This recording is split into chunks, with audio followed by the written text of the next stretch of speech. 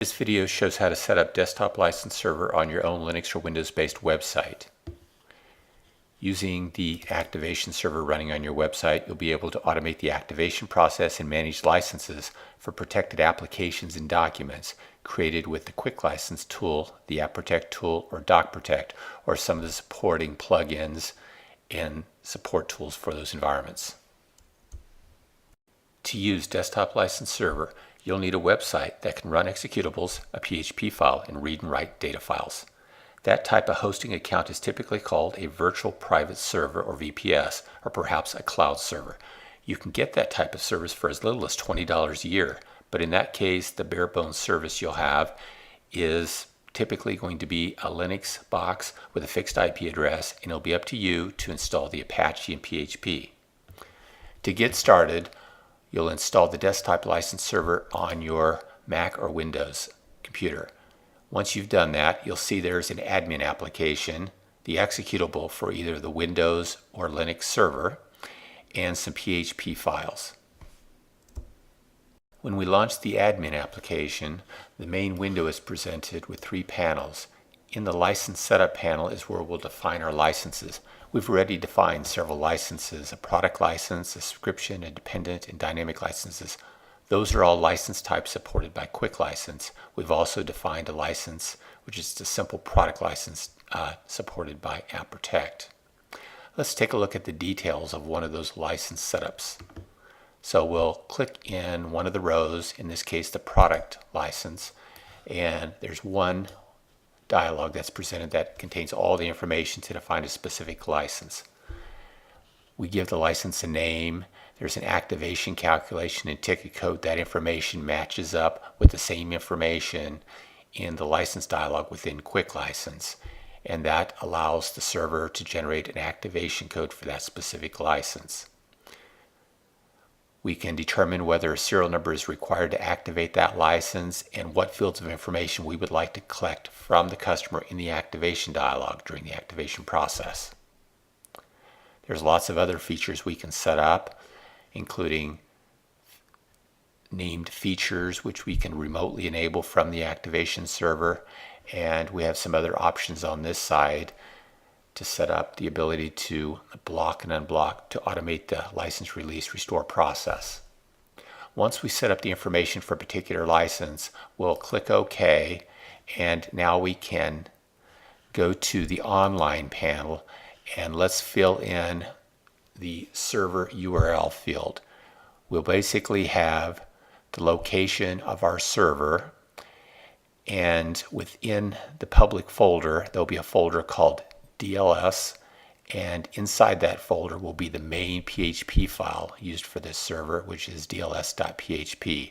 So we'll put that URL in this field, and once we've done that, we can save our license data and then export that license data to some location on disk by clicking the Export License button, locating the location on disk where we want that information to go, and click the Save button.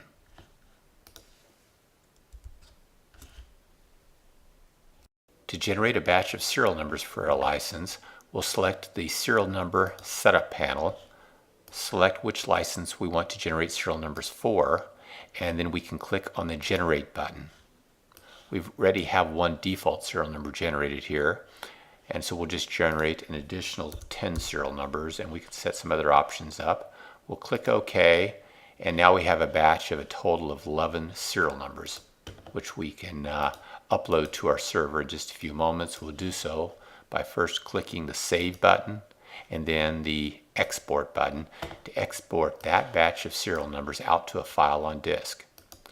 We would do the same for each of the additional licenses that we've set up. Now it's time to connect to our remote server, create some folders, upload some files, and set permissions on those files and folders. Each step of that process is defined in the user guide, but let's get a feel for how that would work. First, we'll need a program to actually communicate with our remote server. One way to do that is with the Secure Shell program from a terminal window on a Mac computer. So here we've launched the terminal window, and we're going to use the SSH program, which allows us to log into our server.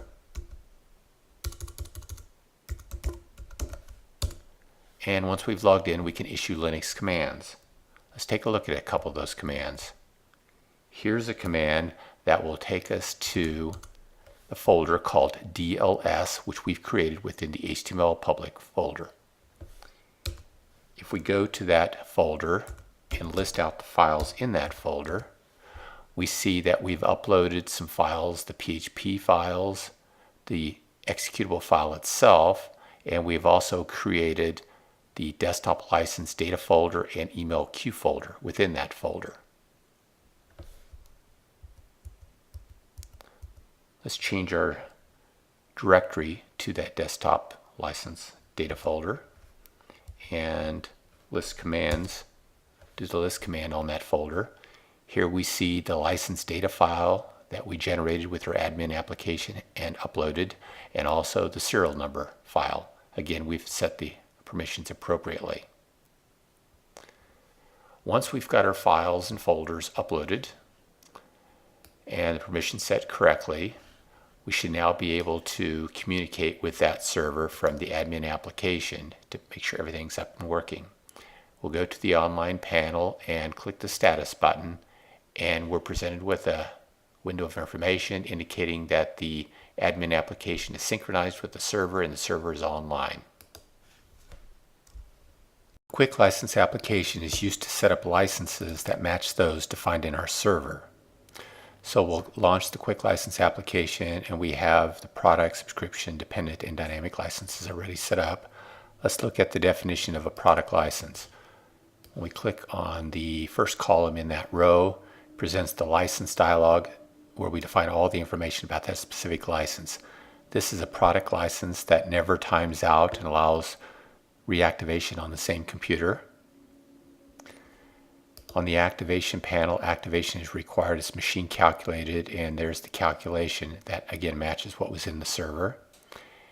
We have a manual reset enabled, and we also have on the safe activation panel, we have the server information, which we'll be using our desktop license server on our own website. And we filled in some other information, including the creation of a custom activation dialog where serial number is required, and it will collect the company name and email address. Finally, on the license options dialog, we've set up a few options so we can allow a remote reset of the license and the license release restore process. Once we have all that information set up as needed, we can click the Modify Ticket button to generate out a new ticket file that defines all that licensing information.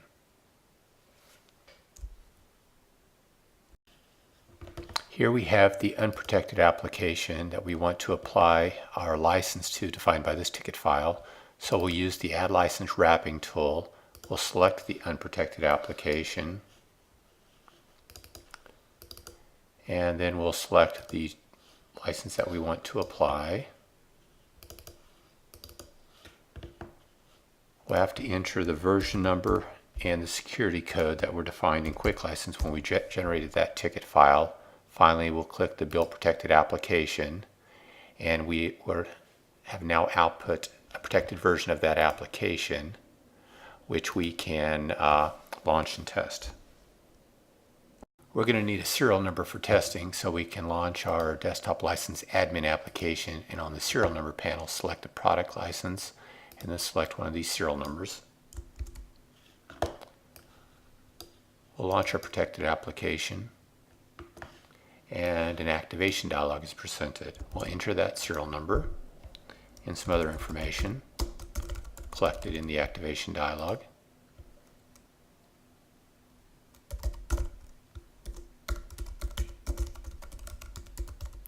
And then we'll click Activate Now, and our application is now up and running.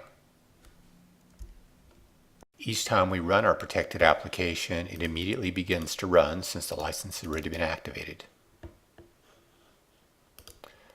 Let's take a look at what happened in the activation server during that activation process.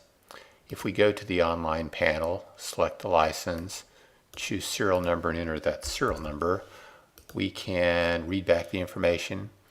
Here we see the customer record that was generated in the activation server during the activation process. We see the serial number and the other information, the request number, which uniquely identifies that target device holding that application. And we see that the license is currently active. Let's go back and launch the protected application with the Shift and OS keys pressed. When we do that, a license options dialog is presented showing the activation information, and we can use the license release feature now. So we'll click OK, and when we do that, the activation server will block the license from running.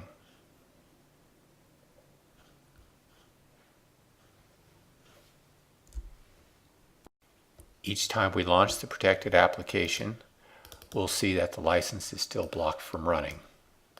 If we go back to our admin application and reread that serial number, we can see that the status of the license now shows up as being blocked.